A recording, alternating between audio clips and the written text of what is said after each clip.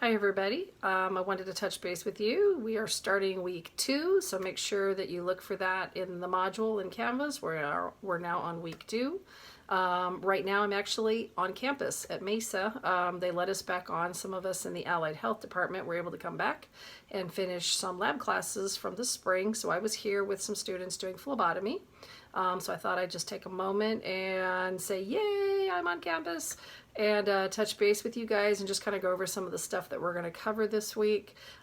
We do still have a pretty tough week. We've got 3 chapters. Chapter 5 is the skin or integumentary system.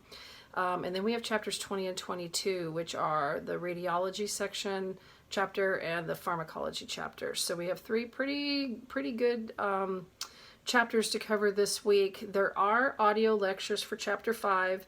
I'm going to work on trying to get an audio lecture for 20 and 22 done this week. Some of you will probably skip ahead and get through with it quickly, but I'm still going to try to get those posted this week.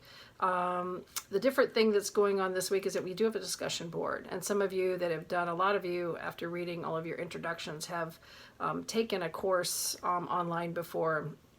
Discussion board is a common way to kind of create a little bit of community within the Canvas platform. So the discussion board is meant to give you guys a chance to do a little research on an update or important clinical medical disease process, and then to be able to kind of do some research, post your post, and then turn around and go back in and look at some of the posts that the other students have written. So for the discussion board, it'll be this week, the discussion board will be on integumentary, and I believe it talks about skin cancer and sun exposure.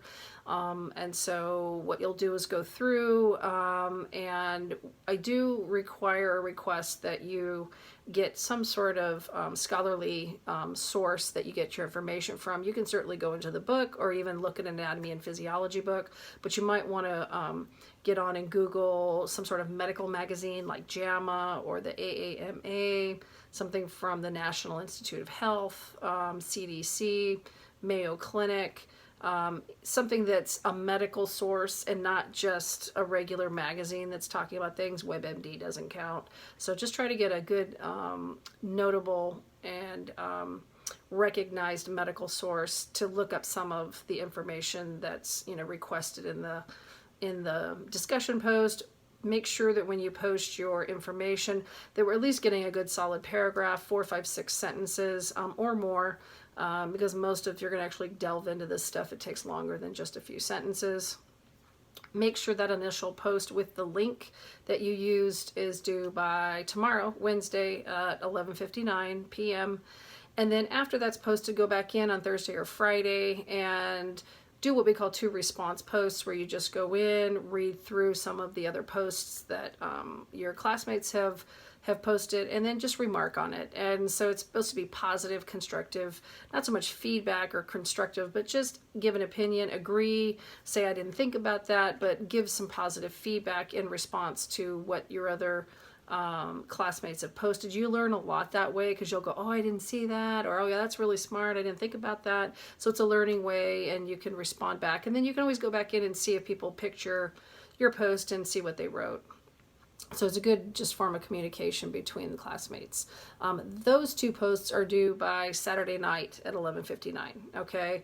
And so remember too that the homework, there will be 3 homework assignments this week, and they will also be due on Saturday, and then at 11:59, and then your test will be due Sunday at 11:59. So those are the things that we're doing now. I am diligently working through trying to grade everything. The summer, there's a lot more work, and it's in a lot shorter period of time. So I will be slowly going through and posting that. I'll probably go through and put a page or somewhere in the announcements as far as some of the information that you guys shared during your introductory post, maybe what some of the goals were, and I'll probably put a little study tip. I'll kind of write down a lot of the things that people recommended as far as study tips go. The other thing is too, please make sure you utilize Quizlet. It's not necessarily where you should get all your information from. But once you've gone through and read through the chapter, gone through the PowerPoints, and done the homework, then you can use that to quiz yourself, okay? But this course, the book is really your best friend, okay? The book is very important. The homework highlights important prefixes, suffixes, and combining words, or the combining forms, but your book is really going to go into depth and start introducing the anatomy and some of the disease processes that are going to be important for these chapters. Okay, so please make sure you're reading through the book. It's very important. Making sure you're doing the homework. Please also, when you're going through the prefixes and suffixes, even if there's 3 or 4 things listed, go ahead and put all of it there.